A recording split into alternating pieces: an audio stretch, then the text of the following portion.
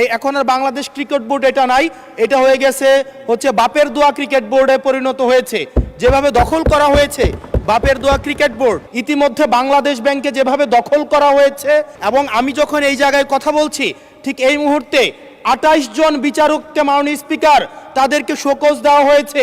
জুলাই গণঅভ্যুত্থানে অংশগ্রহণকারী সুরক্ষা ও দায় নির্ধারণের লক্ষ্যে যে বিলটা আনা হয়েছে, সেই বিলে যদি আমরা দেখি এখানে কমিশন বলতে জাতীয় মানবাধিকার কমিশনকে বোঝানো হয়েছে, এবং এখানে 2-এর ঘতে সংজ্ঞার মধ্যে আমরা যদি দেখি বিশৃঙ্খল পরিস্থিতির অপরাধমূলক অপব্যবহার, এটার ব্যাখ্যাটা দেওয়া হয়েছে রাজনৈতিক প্রতিরোধের পরিবর্তে সংকীর্ণ ও ব্যক্তিগত স্বার্থে সংঘটিত যে হত্যাকাণ্ডগুলো হয়েছে এটাকে একভাবে দেখা হবে।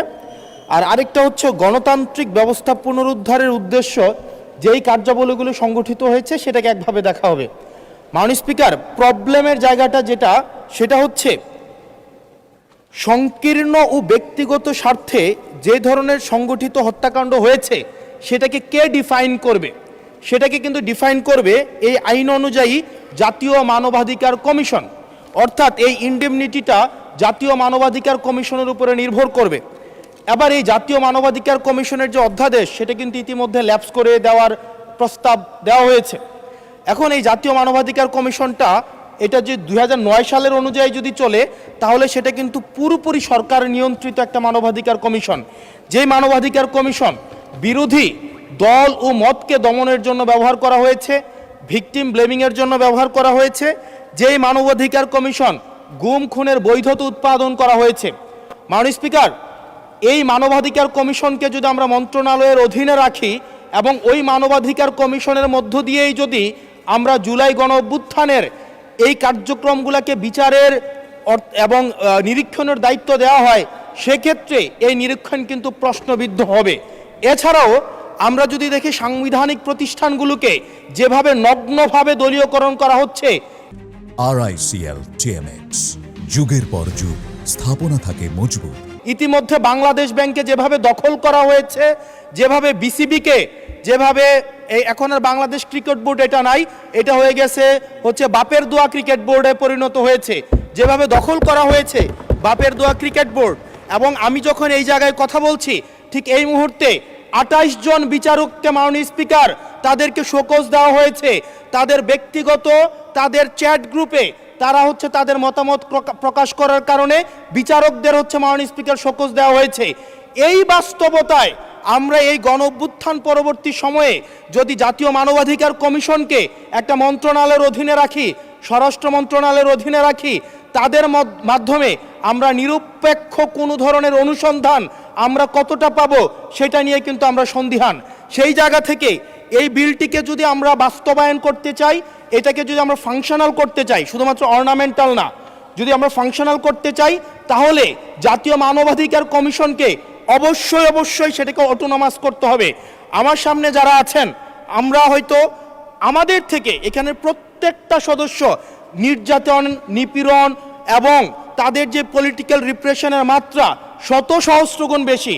আমরা তাদের কাছে প্রত্যাশা করেছিলাম এই জাতীয় মানবাধিকার কমিশনকে তারা একটা স্বতন্ত্র বডিতে নিয়ে যাবে, অথচ আমরা দেখলাম যারা সবচেয়ে বেশি নির্যাতিত হয়েছে, নিপীড়িত হয়েছে, তারাই এটাকে একটা মন্ত্রণালয়ের অধীনে রাখতে চাচ্ছে।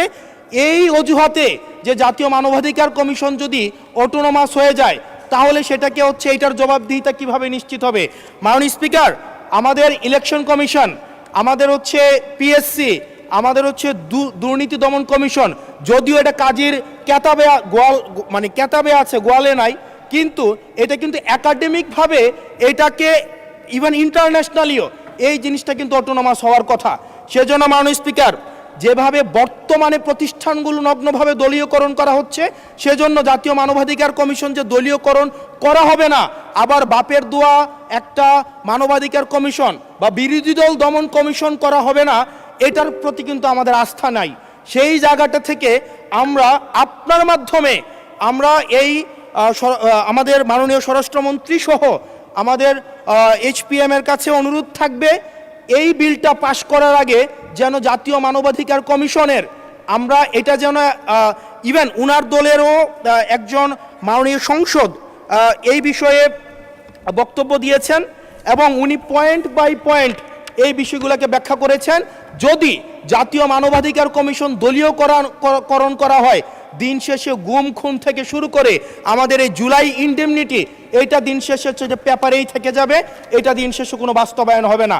সেই জন্য মাননীয় স্পিকার, এই বিলটা পাশ হওয়ার আগে আমাদের জাতীয় মানবাধিকার কমিশনের এই বিলটা হচ্ছে সুরাহা হওয়া, নিষ্পত্তি হওয়া জরুরি।